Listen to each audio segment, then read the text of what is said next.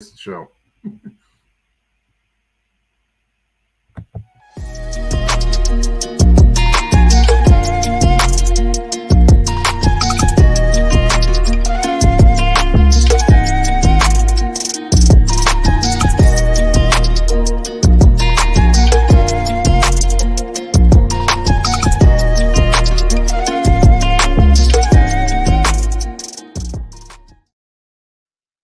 Welcome to another episode of Touring the AFC South. I am your host, Mike Patton.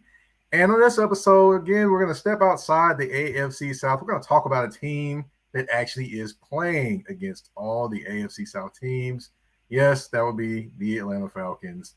The ATLians will be in the house in Nashville on, Halloween weekend? Yeah, they'll be up for Halloween weekend. So I figured, let's give another dose of a little ATLian style with none other than Mr. Danny Thompson. What's going on, man? Mike, this is the first time during your show you had the whole theme song. You had the flute playing in the background. I was over here vibing at the beginning. I'm like, okay. I'm like, all right, let's do this. Well, kind of had to change it up just a little bit. Bring a little bit more, a little bit more personality, a little bit more things. That shout out to Eric Wilson though for the hookup on the opening of the show, man. Thank you, brother. But yeah, Eric, listen, he put a hip hop soul version to Zelda. Can you imagine playing Zelda as a kid, Nintendo with that in the background? right. But yeah, we're gonna get to the Atlanta Falcons and talk a little bit there, as well as talk about the Falcons versus the AFC South. But before we do that, like we open up every show, it is the Get It Off Your Chest segment. Now, with the Get It Off Your Chest segment, it could be anything. It could be talking about basketball. It could be talking about stuff that happened in the world. But on this episode, yes, we are talking about football, and we are talking about running backs. Now, in the past, a couple episodes, maybe a couple episodes back, I did talk about running backs and how they're underpaid. I talked about that from Byron Chamberlain, former NFL tight end, and of course, back-to-back champion with the Denver Broncos. But on this episode, I'm going to talk about a little bit more. I'm going to do a little math lesson for those that are listening. Now, Saquon Barkley is now, the news came out after, everyone was asleep, and then they woke up on Tuesday morning and looked up, and he had signed a new contract with the New York Giants. It is a one-year deal, and everyone saw the one-year deal and kind of had their face kind of fixed, like, why would he sign that? What was he doing? Well, let me just give you a little lesson. When you're on the franchise tag by a team, the most they can sign you to is a one-year deal. They can't do a multi-year deal for you when you sign or you are put on the franchise tag. So that's the first lesson right there. Then people looked at the money. It's like, oh, we only signed for $11 million. What's going on? He got took. He did this. He did that. Now, while I understand, he probably, there's money out there, and I totally get it. Let's break it down just a little bit. The franchise tag, for those that don't know, is $10.09 million, or $10.1 million if you want to put it that way. So just keep that in context. 1 year, $11 million. That's automatically over it right there. Okay. Then you want to add in, he gets a $2 million signing bonus. Now, does anyone know when he would have got paid this year? At any point? That would have been when the regular season starts. He wouldn't have received a check from the New York Giants until the regular season starts per the agreement, the franchise tag, and those things. So now, with this new deal, he gets $2 million up front instead of getting $0 for 4 weeks, including the preseason and all the other things where he could potentially get hurt. So now he starts out getting $2 million, and he also has incentives where he can earn almost another $1 million more. So right there, he's got $3 million potentially more than what he could have had. He's got at least $2 million, I should say, more than what he already had. He's going to have $2 million quicker than what he would have had if he had played out the franchise tag as well. So if my math serves me correctly, he's getting $2 million more, and he's getting potentially $2 million more if he meets the incentives. Plus, he's getting the $2 million 4 to 6 weeks earlier than what he would have got. That's 6 weeks of no money. Now, I know me. If I didn't get paid for work for 6 weeks, I'd be highly upset. So I'm not mad at him. Go do what you got to do, Saquon. I understand the running back market is not great, and I understand they got to take a stand. But hey, when you're not getting money for 6 weeks, I mean, just put it in your situation. If you were going to go somewhere, if you were working and you had bills to pay, you had all these bills coming in, and you don't get paid for 6 weeks, are you going to tell them, hey, well, I get paid in 6 weeks? No, you're going to find a way to get that money. You're going to do what you got to do. So in that aspect, hey, I understand. Saquon, get your money, do what you got to do. Danny, you got any thoughts on that one? It's a weird situation, right? We NFL fans or people who cover the league, fans and casual observers, we know running backs don't get paid. We know they don't. He's not the first running back not to get paid.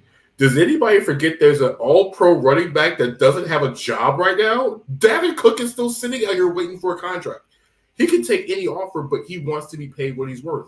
Ezekiel Elliott, for as many people want to say that he's a bad running back, is still a top 20 running back and does not have a home as we go into training camp. Josh Jacobs led the NFL in rushing and is still not under contract. So, to Mike's point, at some point, you got to go back to camp. You got to show up at some point.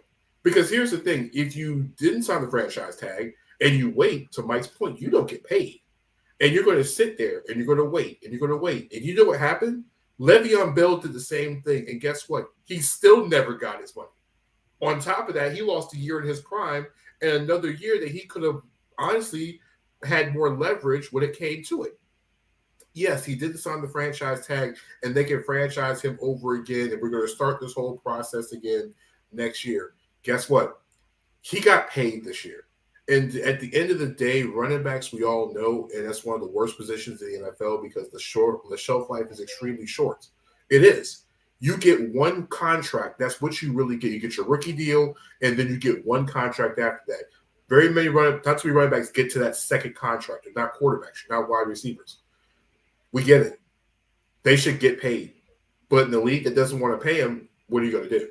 So Saquon, I said it earlier today, Mike, that he did the team thing. The selfish thing would have been to sell the whole season. I get it because you're playing a position that you can get hurt tomorrow. And he had a career, a really bad quad injury. Mike, was it year 2? Yeah, it was a couple years ago. He had a really bad injury. He had to fight back from. So he's like, yo, I just got hurt and fought back for this to get back to the level I was before I got hurt, and I can't get paid. I get it. I mean, I feel for him. But the thing is, like Mike said, he got $2 million 6 weeks earlier than he was supposed to. So even if he gets hurt in preseason, we don't want that to happen because Saquon's a really good guy. We want nobody to get hurt. He gets $2 million right now.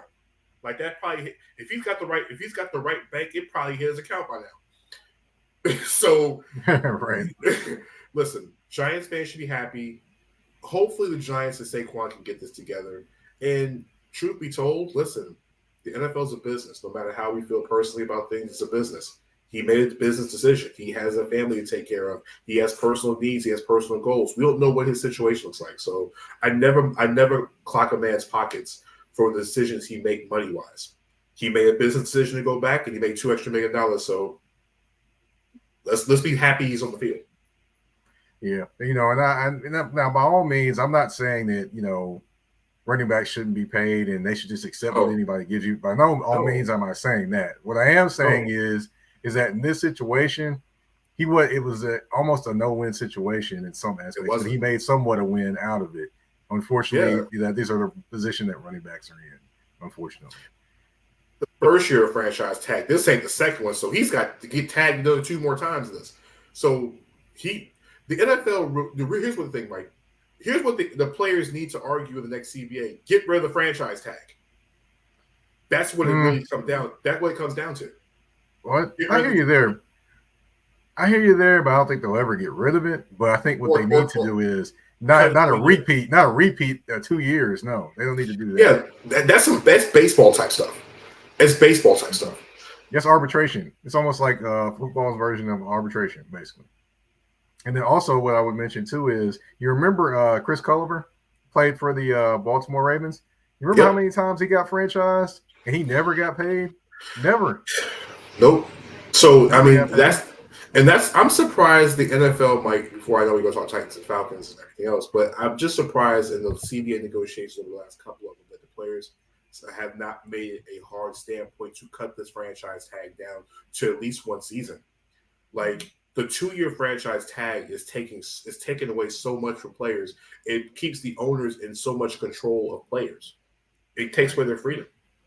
Right. It definitely does. I just want to address a comment. I had a comment in the touring the AFC South inbox. Said Barkley only got $1 million. He actually got $2 million. He actually got 11. He got potential to make $2 million, I should say, because the franchise tag is 10.1. He's getting 11, and then also he's got like 900,000 more he could actually make. So he's actually getting about $2 million extra. So just want to kind of give you a few of the numbers, but. It said the only, and then in the touring the AFC South inbox, the only person that beat the franchise tag was Captain Kirk. Yeah, he definitely was. He got 2 guaranteed deals out of it, 2 fully guaranteed deals. The Kirk Cousins agent needs to be in the Agent Hall of Fame for being the only player to have 2 guaranteed contracts in the quarterback position. Like we talk about Justin Herbert getting paid today, Kirk Cousins' money is guaranteed. There's a difference. Yeah. Definitely. He is not dropping not one dime off. It is all staying with him. But, we're going to, kind of segue over to, we're talking about running backs and things like that. But, the one team that we're going to talk about tonight to open the show definitely has a lot of running backs. We're going to get to that when, of course, Bijan Robinson and, all the running backs, the plethora they have. But I want to get to just going over the season last year for the Atlanta Falcons. Now, 7-10 was how they finished. There was a little glimmer of hope where they could potentially have made the playoffs, but all that was taken away when Marcus Mariota was rolling out to the right and he spinned around and threw the ball aimlessly off into the world. I've never seen a throw like that in my life, but when that happened, I knew the season was over for the Atlanta Falcons. So, even with the glimmer of hope and the things that they showed, Tyler Algiers gives you 1,000 yards as a rookie. What did you think of last year's season for the Falcons? Realistically, 7-10 wasn't a bad year. I think a year where Marcus Mariota is your starting quarterback. At some point, we were all expecting Desmond Ridder to get segued into the starting role at some point. It just so happens Atlanta was 4-4. They had just gotten to a tie for first place, and then they lost 4 to 5 games. There was a game, of course, the incident where Marcus Mariota threw the ball in the rain in Carolina, but there was the one game break. I think it was against LA Chargers. I keep saying San Diego, where Kyle Pitts was wide open and he missed him when he had a guy beat by 10 yards. Atlanta's defense blew another game, and Mariota threw an interception in Washington at the goal line in the middle of the rain where the ball wasn't even his fault. It was tipped by one of the linemen. It was Enhanced Patterson on the goal line. So Atlanta lost 4 games, and then it switched to Desmond Ridder. If you really wanted to know Marcus Mariota story, watch the actual show Quarterback on Netflix because it was about Marcus Mariota. He was one of the quarterbacks featured, and you get to see the Falcons implode and what happened afterwards. But the blessing out of all this was Atlanta got a chance to see Desmond Ridder the last 4 games. And as a Falcons fan and someone who watches the Falcons every single week, I was really happy to watch. I was happy what I saw. I saw the progression from his first start to his last start. And I actually went to the game in Baltimore in week 16. So I was actually in Baltimore. My wife and I were watching the game. And you can see Ridder progressing. And the one thing Desmond Ridder didn't have was Kyle Pitts, who was hurt. He was on IR the rest of the season. So Atlanta, for what it was, they didn't get blown. They were in the division race most of the year. So I was excited. I thought we were going to be a 5-win team last year, but to get 7, I was happy with that. I hear you there. Well, we're going to get into a little bit more about the Atlanta Falcons, but first we got to pay some bills and take a quick commercial break. We'll be right back on Touring the AFC South with your host, Mike Patton. A shift. A shift is something that happens and changes the dynamics. And that's what happened when Garrett Logistics was born. After 10 years as a sales pro in the logistics world of sporting goods, John Garrett decided to pivot to the world of freight and start a brokerage. So you're saying to yourself, why trust Garrett Logistics? Well, Garrett Logistics helps shippers improve overall workflow, along with increased on-time pickup and delivery percentages. Last-minute loads, multi-drop pickups, and more are part of the services with Garrett Logistics. They're available Monday through Friday, 7 a.m. to 6 p.m., and Saturday, 8 a.m. to 12 p.m., all times Central Standard Time. So give them a ring at 615-400-8484. That's 615-400-8484, or you can email them at john@garrettlogistics.co or visit their website at garrettlogistics.co. Garrett Logistics, where the motto is, it's not just freight to us, it's your business.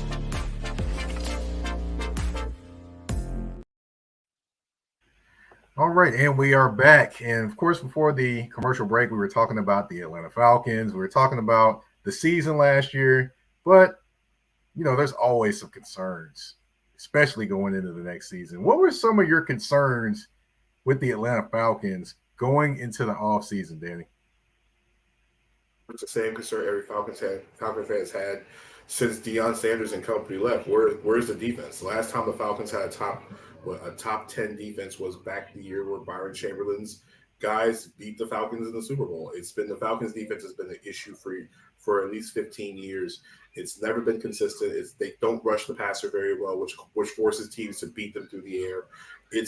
They're good against the run, they just can't stop the pass, or they collapsed. So my concern was always, even going into the draft, was we need defensive help everywhere. And to my surprise, Terry Fontenot and crew did a tremendous job with what they had to make it work, and the defense looks completely different than it did last year. All right, but before I get into the draft picks, I want to ask you about one gentleman. Since you talk about the passing game and stopping the pass, the Falcons took a chance on a particular gentleman from the Detroit Lions. That'd be Jeff Okudah. Now, for those that don't remember, he was a star cornerback going into the draft, a few years ago? And he got drafted by the Detroit Lions, and he hasn't been healthy. He's gotten beat a couple times, and it looks like it just wasn't working out there. So now the Atlanta Falcons pick him up with a low draft pick to trade for that. And now he gets the opportunity to potentially be the guy opposite of AJ Terrell. Now, with that being said, and kind of reviewing his career in the NFL to now, how do you think he actually becomes the guy, or has the potential to be the guy next to AJ Terrell based off what he's shown you? Yeah, because AJ Terrell is going to take number one receivers most of the time. I think Jeff Okudah, sometimes, Mike, we watch sports, not just football, any sport in general. High draft picks sometimes don't pan out. Sometimes it's talent, sometimes it's injuries, sometimes it's situation. And I think in Detroit, Jeff Okudah, like you mentioned before, dealt with injuries. It kind of derailed his development. And the Lions secondary wasn't the best either. So he comes to Atlanta. He comes in opposite AJ Terrell, who's a Pro Bowl corner. They went and got Jesse Bates to lead the safeties. They have my guy Richie Grant from UCF. So the secondary is in a lot better shape in Atlanta this year than he had in Detroit. So it's really about him staying healthy. And I think that the scheme the Falcons are going to run, especially with the improved pass rush, will allow Okudah to, I think, fall in line. And I think he'll be fine. There's some growing pains. He's still young, but Atlanta gave up, I think, a fourth or a fifth round draft pick for him. So it wasn't a big risk. They didn't do too bad with the risk. And I think it's a risk worth taking.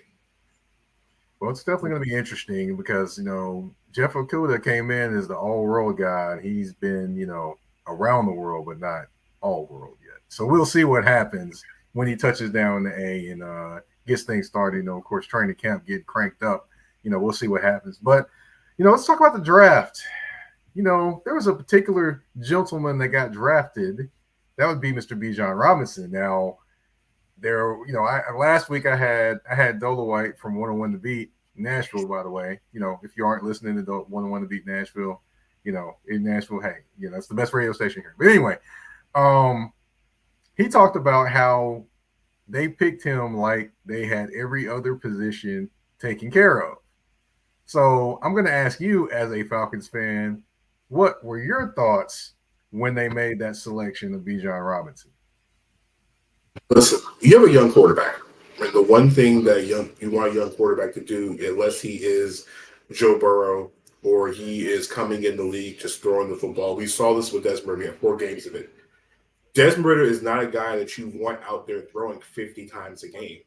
And for those who have in this division, especially people in this division, who down in Tennessee, when Arthur Smith was the offensive coordinator, what was Arthur Smith good at?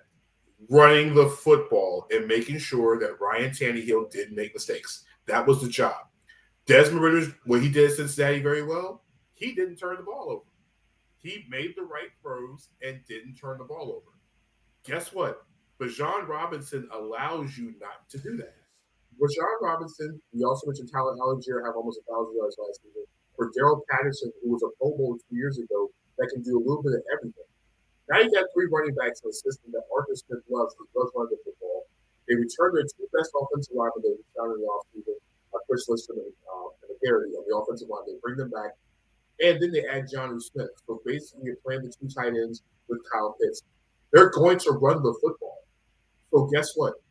We saw Atlanta lost also another key running back last season. His name is blinding right now, but they need to replace that. Robinson's a home run hitter, catch the ball in the backfield, and nothing better in the NFL if your receivers can't get open is having guys who can catch the ball and check down. Robinson can do that. So Arthur Smith is literally having a smorgasbord of running backs that can do multiple things. Can you imagine if you're trying to defend this and you put Ritter in a pistol situation with Bijan Robinson on one side and Cordell Patterson on the other side, and they're both going out for passes, and you have to guard both of those, and that leaves Drake London and Kyle Pitts being able to run routes, and all Ritter has to do is get them the football. They made the offense easier for Desmond Ritter. So when I heard the name Bijan Robinson, I was like, let's go. Let's go. This reminds me almost to the point where when Atlanta drafted Julio Jones years ago, Atlanta didn't need Julio Jones. They already had Roddy White. He still had Tony Gonzalez. It just enhanced the offense. It helped their young quarterback go to another level. It's almost similar to the same thing, just a running back form. And as we all know, you got to have multiple running backs to survive. That's definitely true. One thing also that Arthur Smith did besides the running game, he created mismatches. And boy, oh boy, does he have some toys to do that in the backfield. Yes. Mr. Algiers, you've got Cordell Patterson, you've got Bijan Robinson, who can line up in the slot and line up a running back too. I mean, he's just got so many toys. And then you've got, it's not even including Pitts and Jonnu and just Matt Collins and those guys either. So, I mean, it's just a team that actually fits what he can do in terms of creating mismatches at every spot. He can create mismatches, which, he's going to love that for sure. That's the one thing that the Falcons fans should be expecting. It's what they like. Atlanta fans want to see diversity in the offense. So you're going to have that. I mean, and not to mention, Mike, we didn't talk about the size at wide receiver and the pass catchers. Kyle Pitts, Drake London, Mac Hollins. These are big boys. Jonnu Smith, these are big, tall receivers. So if Ritter gets rushed, all you got to do is throw the ball up in the air and let those receivers go get it. And Cordell Patterson is 6'2" and 240, and he runs faster than most people anyway. That's more weapons out of the backfield. So it gives Arthur Smith a lot to play with. Definitely. Indeed it does. And, it also makes me intrigued to see if, a couple of them can compete in the dunk contest. But but as far as the draft, the rest of the draft, they drafted some offensive linemen, they drafted some DBs, and edge rusher. Did you like what they did in the draft overall this year? I think depth is needed. What they did was they attacked the offensive line. There were injuries on the line last year. You have to have solid depth everywhere. Like I said, Arthur likes to run the football. So what do you need to have? You need to have bodies on the line who can block, especially run block, guys who are mobile, guys who can pull, guys who are headstrong and head smart. And Arthur did a lot of those things. He got secondary help. And I think they addressed a lot of the front seven in free agency, and they still had guys on the roster they still were going to use. So I think they played this extremely well in the draft. I know Falcon fans wanted a quarterback, but I really want to give Desmond Ritter every opportunity to be the guy. And if he's not the guy, the 2024 quarterback class is loaded. Yeah. Yeah. I mean, headed by Caleb Williams out of USC for sure. Mm-hmm. But, of course, we're going to talk about the AFC South as well in this show because it is an AFC South show, not an NFC South show. It's an AFC South show. But, of course, we got to talk about the teams that the Falcons will be playing. The first team we're going to start with, though, that will be the Tennessee Titans. They will face the Tennessee Titans in Week 8. That is Halloween weekend. And like I mentioned to Dolowite on the last show we talked about the Falcons, there's Michael Myers, there's Freddie, there's Jason, and then there's Derrick Henry. So that type of physical play coming at you. And then now you've got DeAndre Hopkins on one side and Burks on the other side and Chigaquanko at tight end. You've got some weapons for the Titans, even though people will probably downplay the weapons. There actually are some weapons on this team. But above all, they're a physical team, and they got added to that, adding 3 physical linemen to their offensive line where they needed it to go along, with Derrick Henry in the backfield. So with the physical play of the Tennessee Titans, you'll be about Week 8, so it kind of rounded into shape for the season. Are you a little concerned about that physical battle and if your team can hold up? I think there's not, you could say you could prepare for it. I mean, Atlanta, they can prepare for it a pretty good way because Cordell Patterson's a pretty big size running back. So you have that kind of sorta. I said kind of sorta. You can prepare for that, and they know how to stop the run because Atlanta's going to be doing a lot of that. But the big thing is Derrick Henry is not a typical running back. Derrick Henry is a bodybuilder that just happens to put pads on, and that can out and that has sprinter speed. And I mean, his stiff arm is that's like the Deontay Wilder left hook or right hook. You're going down when he stiff arms you. No, I think this game is going to be very physical. I think it's going to be a low-scoring game. And it's going to come down to which quarterback makes the mistake at the wrong time. Because Ryan Tannehill and Desmond Ridder are basically guys who are game managers. Tannehill does have a stronger arm. He does have DeAndre Hopkins, but both of them in the same situation where don't turn the ball over. Run the ball effectively. Get first downs. If we get third and 5, 3rd and 6, you make the right throws. You make the right. You don't make mistakes. So whatever quarterback doesn't make mistakes or doesn't make the last mistake will win that game. I think they're two similar teams. They're very similar in ways. Yeah, definitely it's going to be interesting. I would say that Calais Campbell and Grady Jarrett definitely are going to have to answer the bell in that game for sure. Now, the next game is Week 16. I want to talk about the Colts. Now, the Colts are not necessarily picked to be very good this year. However, what I will say is you're catching them in Week 16. So by that time, they've kind of bumped their head a few times, figured out a few things. So potentially for Colts fans, they could be kind of figuring themselves out and playing better at the end of the season. Or it could go the other way and it could, the bottom could fall out. But, we're going to say for the sake of the show that they're playing well.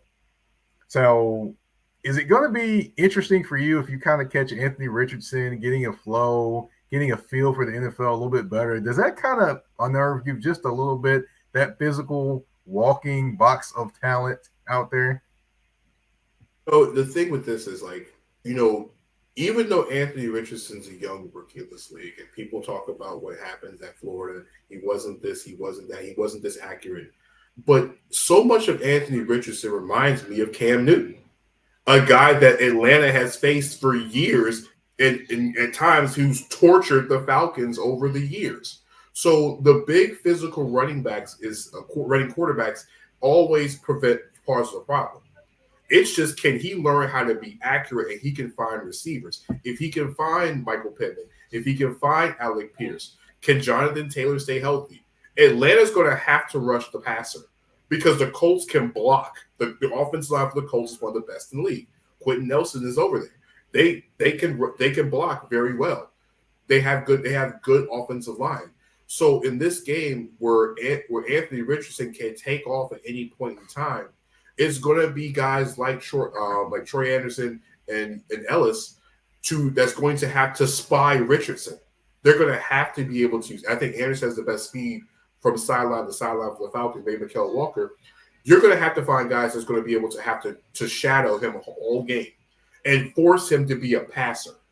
Because if he comes out there and starts running over dudes, now you're going to have to stack the box. And Michael Pittman is underrated as a wide receiver because just like Atlanta, it's kind of the same thing. Pittman's a big receiver. Richardson can throw over the top if you have to stack 9 in the box. And then you still got to worry about Jonathan Taylor. And not even talking about the Colts defense, because that's the thing. If they're controlling the clock, the Colts defense stays off the field. So, and on the other side, DeForest Buckner is still one of the best defensive tackles in football. And if Shaquille Leonard is on the field, listen, he tackles everything. So I think that might be a game, Mike, where you might see a lot of Keith Smith, the fullback from Atlanta, in the game more because you're going to try to run behind the line. You need somebody to take out a linebacker in the second level to get your speedy running backs into space for those 5 and 6 yard carries. So it's a little bit of a different game than Tennessee, but Atlanta's going to have to be able to get after Richardson and make him become a thrower more than a runner. That's definitely true. And another guy I would mention as well, if Shaquille Leonard's out, EJ Speed. He kind of came into his own last year for the Colts at linebacker.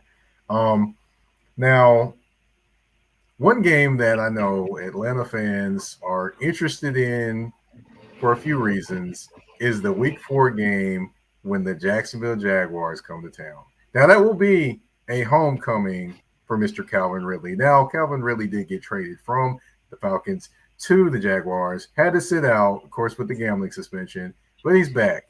And he's playing with a very, very, very, very, very explosive offense. You have Evan Ingram and Christian Kirk that had career years for the Jaguars last year. You had ETN at running back, and you have Sunshine, Trevor Lawrence at quarterback. So, to me, I've got to ask you, two things. Ridley returns to Atlanta. Him versus A.J. Terrell. Boy, oh boy, that is going to be a matchup. Are you looking forward to that matchup, or are you like, I don't know? I'm looking forward to it. I'm just mad they moved the game to London, so I can't watch the game domestically because that's the game my wife and I had circled that we're going to go down to Florida to go watch. Thanks, NFL. So no, but you know what? This is a game where A.J. Terrell and Calvin Ridley, they know each other. They're familiar with each other. They practiced together for years in Atlanta. It's been a while, but this Jaguar offense is one of the offenses that scare me the most on the Falcons schedule this year. If you look at the NFC South all the way around, there's not an offense that's more explosive than Jacksonville.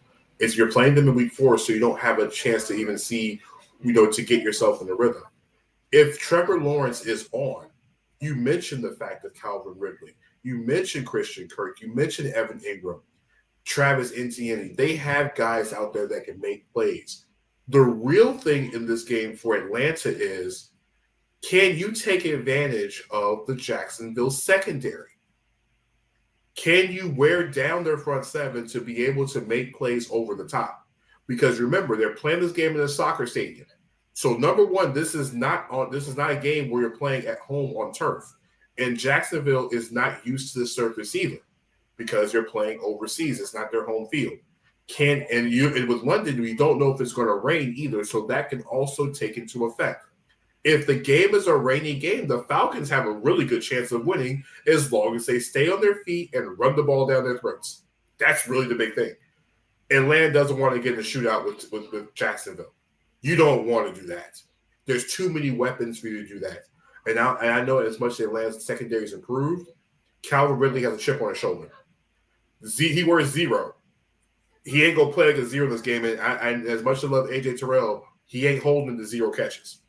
So Atlanta's going to have to control the clock and keep the Jacksonville offense on the field. Otherwise, if this gets to be a shootout, I don't know if this is a game Atlanta could win. If it gets past, I would say, the 24, 27-point mark on the scoreboard. Now, to your point, you did mention the Jacksonville secondary. I will say Tyson Campbell is a young up-and-coming corner, and he's definitely doing his thing.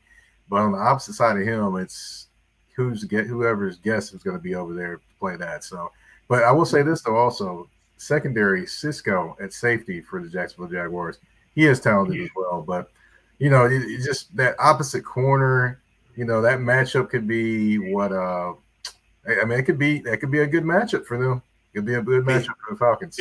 I think it's a game where you see a lot of Bijan Robinson and Cordell Patterson kind of being more like Alvin Kamara. And that's another thing. Atlanta's got to be able to find a way to use Patterson.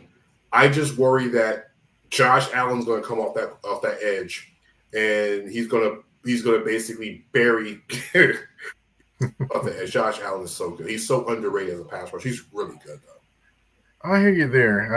I'm of the differing opinion of him. I'm like, okay, he can get to the quarterback, but he can't ever finish at the quarterback because he's like had 11 and a half sacks his first year, but he's never reached that title since. So it's kind of like he's kind of on his last legs in my opinion. There, he needs somebody dynamic on the other side, i.e., Trayvon Walker, to show up for him. That's another guy that's got to show up. Like Trayvon Walker has to show up because the guys picked behind him have already turned into guys that are going to be high-level players. So Trevon's going to have to step up in here too.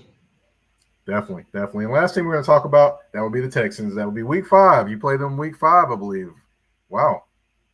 That's a nice quick turnaround there. Thanks, NFL. You send us to London and don't even give us a bye. Thanks, guys. So they're going against the Texans. Now, some people would say the Texans are a bye, but that's not me. I'm not saying that. But they are catching the Texans early, which means they're still going to be trying to figure themselves out. CJ Stroud, if he is starting, is going to be still trying to figure things out. And they're not going to be kind of who they are. But one thing they are going to be is they're going to be coached by D'Amico Ryan. And you saw his work when he was coaching the San Francisco 49ers defense. Now, does he concern you with what he can put together and the pressure he can bring at different levels or different ways to kind of, mold your or kind of slow down your offense? The Texans have Will Anderson, so that's already scary. Will Anderson was the one I think was the best overall player in the draft. No offense to anybody in the draft, I thought Will Anderson was better than any of the quarterbacks ever taken too. And for the Texans not just to get CJ Stroud, but to get Will Anderson, that allows D'Amico Ryans to really do what he really wants to do. Like I honestly think as we're having this conversation on July 25th, that Will Anderson will win Defensive Rookie of the Year, and I think he almost puts the same impact on the Texans as Micah Parsons did with the Cowboys a couple years ago. So in this case, under D'Amico Ryans, he has his bulldog. The franchise needed a franchise quarterback. He needed a bulldog on defense. He's got that. Now, on the other hand, the Texans' offense is kind of They got now, mind you, they went and they got Schultz from that. They got Dalton Schultz from Dallas, which I think is a huge addition because tight ends are a rookie quarterback's best friend. You need those. The problem is that the receiving core is not that good. In Atlanta, this might be the best week for Atlanta to go teeing off on a quarterback. But I do get concerned because Dameon Pierce is really good as a running back. He came into his own last year on a very, very bad team. Unlike the NBA, running backs that put up big numbers on bad teams is not because of the fact he gets the ball. These dudes are chasing him, and he plays in a good division. So Pierce scares me. I think this will be the week where Atlanta tees off on CJ Stroud because early in the season. I think the rookie's going to have to make a lot of plays on offense. And Atlanta better just find to make sure they keep an eye on Will Anderson because he is going to be after Desmond Ridder the whole game. Yeah, it's going to be interesting to watch and see how that goes. And it's going to be interesting also to watch Petrie at safety for the Texans. I think he's a future All-Pro. I've said that many times. I think there's so many. The Texans, if they can continue the way they were drafting and being aggressive, I think they're going to be just fine. It's going to take time. NFL rebuilds take a lot longer, but if the quarterback turns into the monster already, if CJ Stroud looks like CJ, we saw the national championship, the playoffs, he's going to be scary. The Texans will be scary sooner rather than later. Definitely. Well, we've gone through all the AFC South teams. We're going to take a quick commercial break, and then when we come back, we've got a game, Danny. 5 questions, 2 answers, and 1 choice. I hope you're ready. But you get get a minute to, get ready or whatever. We're going to go to a commercial break. We'll be right back on Touring the AFC South with your host, Mike Patton. You ever missed your mom's home-cooked meals? Well, you're not always able to get to those, but you are able to get to H&T's Home Cooking. Established in 2005, Patty Palin and her staff go out 6 days a week to create some of the best home-style meals you can taste and at a fair price. So if you're in Nashville and you like some chicken and dressing, some green beans, macaroni and cheese, and other things, stop by H&T's Home Cooking. Their address is 2264 Murfreesboro Pike, Nashville, Tennessee 37217. And they are open Monday through Thursday and Sunday, 11 to 6:30, and Friday, 11 to 7. And if you want to order online, of course, the option is available as well at hthomecooking.com, or you can call 615-367-0049. H&T's Home Cooking, food for your soul.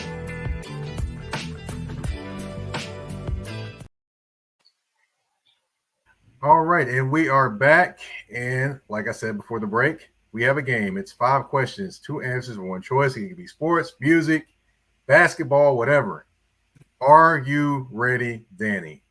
Mike, before we go, listen to H&T commercial. Now I'm hungry, so I guess, Mike, if the wife and I come down to Nashville for that Falcons game, are we going to H&T? Is that where we're going? Yeah, we're going to H&T. Man. We're going to H&T. Listen, H&T about to get my business, so we gotta get this popping. Let's go with the questions. All right, well, here we go. Falcons in the Super Bowl or Hornets Game 7 NBA Finals? Which game would you want to go to more? Oh, Falcons in the Super Bowl. I mean, listen, I'm a diehard Hornets fan, but I already know what's going to happen with the Hornets in Game 7. The Falcons give me a better chance to win a championship than the Hornets ever will. Okay, I would say I'm telling Michael, but he ain't the owner anymore. But let's see. All right, here's the one with the Falcons. Here's one with the Falcons here. We go Michael Turner or Gerald Riggs. Which Falcons running back are you taking? Give me Riggs. Listen, give me Riggs. I love the burner, but the one thing about Riggs is that Riggs led the NFL in rushing. Riggs was a dude that was taking almost 400 carries a season. It was like he was Jamal Anderson before Jamal Anderson was in Atlanta. And you got those jerseys they were wearing back in the day were so fire. But no, Gerald Riggs was a monster. I love Michael Turner though, but give me Riggs.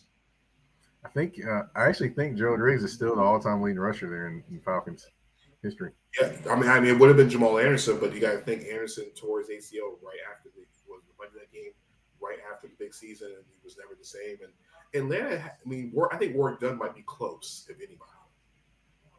Got you. All right, you got one song, you got one singer to pick. To kind of set the mood or just relax after a day. Curtis Mayfield or Teddy Pendergrass? Which one are you taking?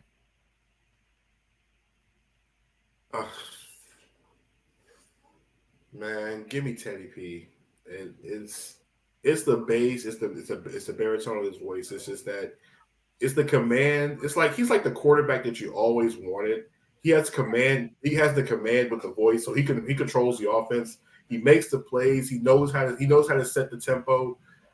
Give me Teddy P. It's a close one. I love Curtis Mayfield, but if I'm setting my mood, I need Teddy P. And Teddy P gonna shout the plays out you too, because he gonna yell, "Turn them off! Turn them off!" Gonna yell that. Now you've got Steven Jackson or Gerald Wallace. Which one is your favorite Charlotte Hornet or Charlotte Bobcat? I love Cap Jackson. Cap Jackson, my guy, but Crash is my dude. Gerald Wallace was my dude. Like Gerald was all of us. Like he was a quiet. He's like me in a lot of ways. He's quiet, mild-mannered, but he just does the work. Like he puts in work. Not to say Captain Jack's never put in work, because Captain Jack's doesn't get the credit he did in Charlotte for what he did to help the Cats get to the playoffs. But Gerald Wallace was the heart and soul of that team. He didn't talk much. He just did it. If you asked him to go defend the best player, he did it. He learned how to score. He wasn't the same guy in Sacramento. He turned into an all-star in Charlotte. So give me Crash. Okay. All right. And the last one, we go in a little musical. No, we're not going Outcast in this one. But let's see. I'm about to say the landslide. We got Damn by Youngbloods, or we got Head Bussin' by Lil Scrappy. You got to pick one song in the crunk era. Which one are you picking? Man, listen, I got to go with the Youngbloods Damn, because every time I hear that song, I'm A-Town stomping everywhere. Like, listen, I just remember too many times we listened to Head Bustin', a fight broke out. Like, At least damn, I can sit in the club and just like, I can A-Town stomp and make sure I don't step on nobody's foot or nobody steps on mine. I don't know, that bass line for damn is so, that thing still resonates today. Like that bass line. I mean, I'm A-Town stomping in my chair right now, so I gotta go Youngblood. All right, that's 5 questions, 2 answers, 1 choice. You're off the hot seat. That is the end of the show. Danny, I want to thank you for coming on, telling us all about the Falcons, talking about the Falcons versus the AFC South, and of course, the game portion of the show. But I don't want to let you leave without telling us about you and what you got going on. Tell us about the wonderful work Substack you got going on and the other things you got rolling as well. Go ahead. The floor is yours, man. Listen, so Mike, this has always been a pleasure. I've been a big fan of the show for the longest. Watching the show from episode 1 to I forgot what episode that is. The multitude of guests to be considered as part of the list that you have on the show is extreme a compliment and honor. But listen, my NBA work. I'm an NBA data journalist, so follow my work at Substack. It's free. It's very simple. It's called The Wonderful of Data. It is basically a beginner's guide to learning NBA analytics.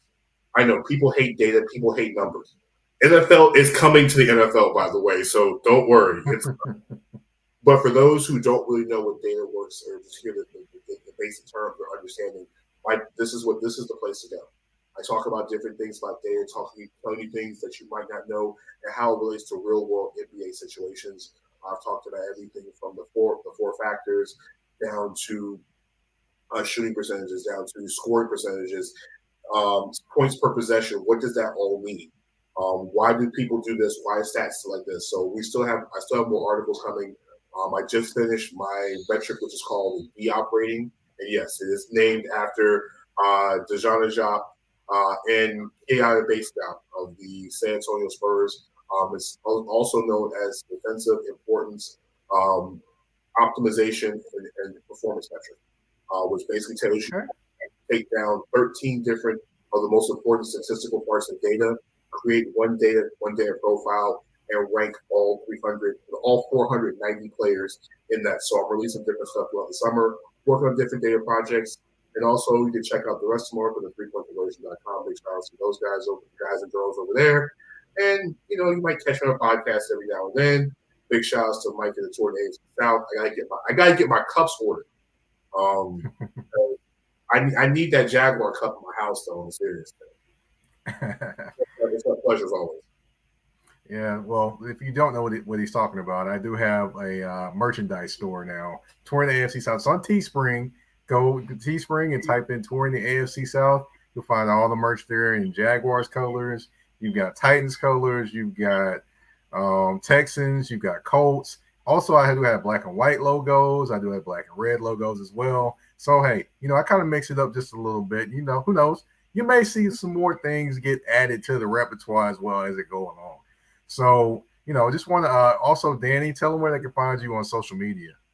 Listen, you'll find me on Twitter at Danny DANY3 Thompson on Twitter. I'm on Threads at DT_30 on Threads. So I'm on both those social media platforms. I think those are the two main platforms you're gonna find me on. I will do more live tweeting. I promise you, I'll do more live tweeting. I started to, but I got my kid I got my wife and I have our daughter this summer, so I've been kind of taking the time off to get ready, spend time with her. And don't worry, the World Cup's coming, basketball, so I'm back on it. Well, we'll say this also, as far as you said Twitter, it is the X now, whatever that wants to be. I'm sorry. You're gonna be Xing, I guess. You're gonna be Xing. But that's Brian. Since he's now telling me which quarterbacks are going to be great, I'm going to pull up the X every time I see it going forward. All right. Well, yeah, you can find me on Twitter, or I'm sorry, X at Mike Patton 82. That's MikePatton 82. You can find me on Instagram and Threads at that's THA, not THE _general_MP. Of course, you can find Touring the AFC South on all your listening platforms: Spotify, Apple, Google Podcast, Amazon Music, iHeartRadio, you name it, we're there. And also you can find the live show on YouTube as well. Just look it up. Hey, go ahead, subscribe, share, rate the show, comment, whatever. Definitely appreciate it. Thank you all for tuning in to this episode of Touring the AFC South, and we are out.